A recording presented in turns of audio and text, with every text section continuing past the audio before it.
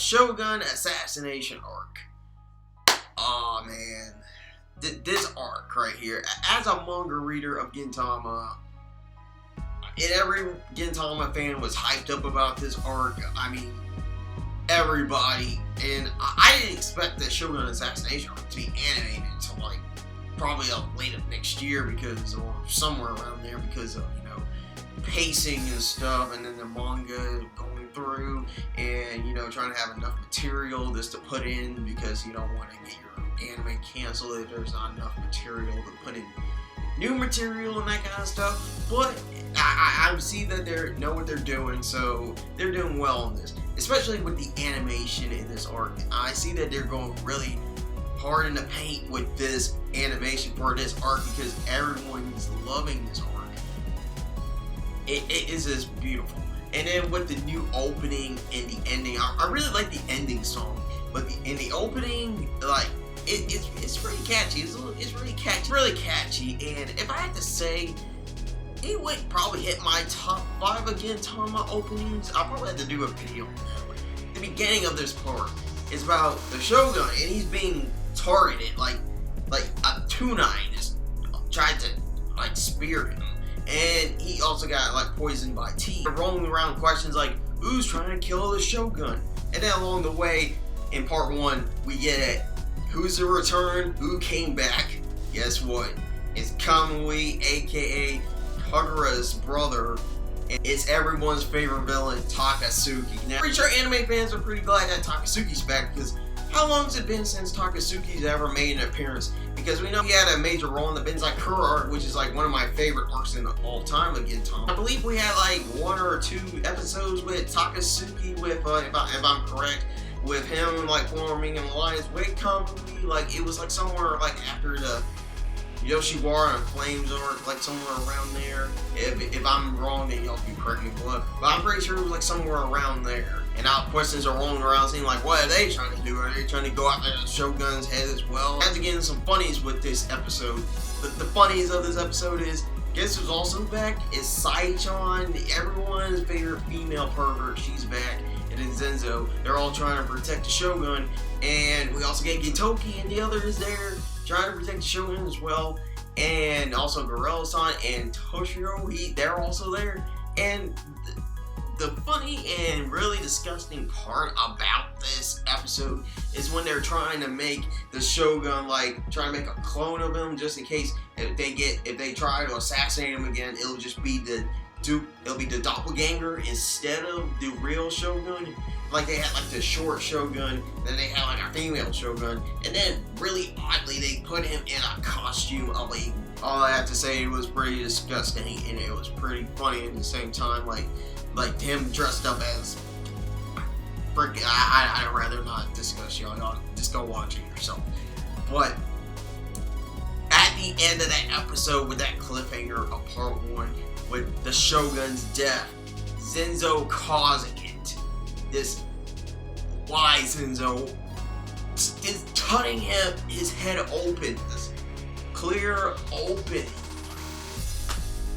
Dude, like, the anime watchers, they're all probably shocked about this from part 1 of last week. Now on to part 2. With part 2, we get, like, in the beginning with flashbacks with the Shogun and him with the young Saichan and Zenzo of the, if I had to guess it was like a young ninja academy of that.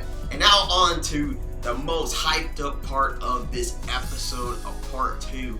So, the hypeness of part 2 that I really liked.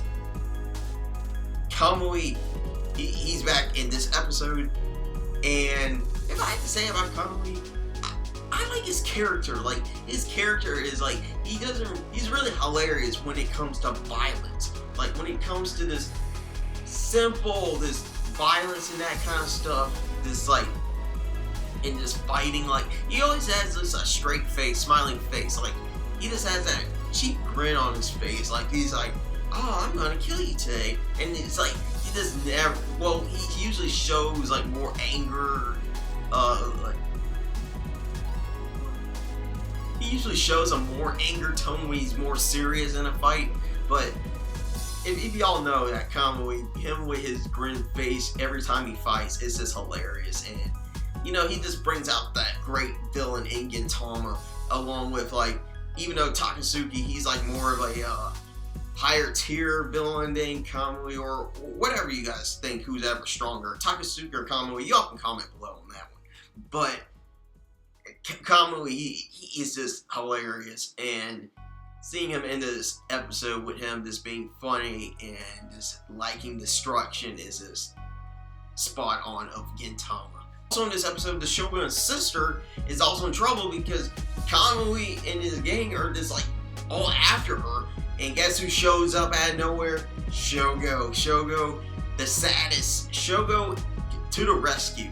Shogo versus Kamui was hyped up this episode. I started recording this, I saw how many people were just hyped up for this episode, and after watching this episode, how much hype this was. And also going back to when I was reading, like catching up to Gintama, how hyped up this fight was. Like, this is why everyone loves this arc, but there's more to come about this. But this fight with Shogo, when I'm pretty sure anime watchers were just like shocked seeing that Shogo lost his arm, but it turns out it was just a fake corpse arm.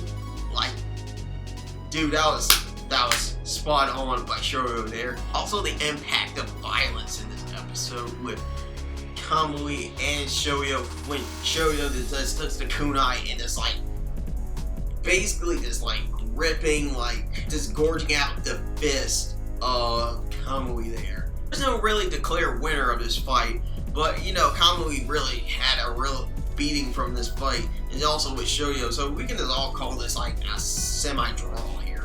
And all the others from the Yato clan show up there, help out Kamui, and then the Harasume just starts exploding.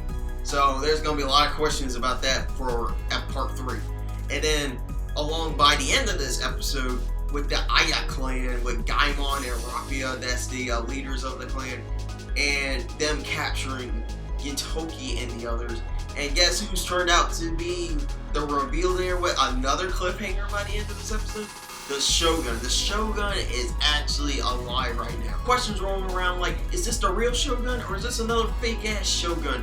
Is this like, who did Zenzo kill at the end of the episode? We don't know. Or was it like some kind of like decoy? Was it like a fake Shogun? Like, did he actually meant to kill the Shogun, but it was actually a fake? Did he know about this? Anime watchers are going to be having tons of questions about this. I have to say about part 1 and 2, get ready for the rest because this is about to get pretty epic.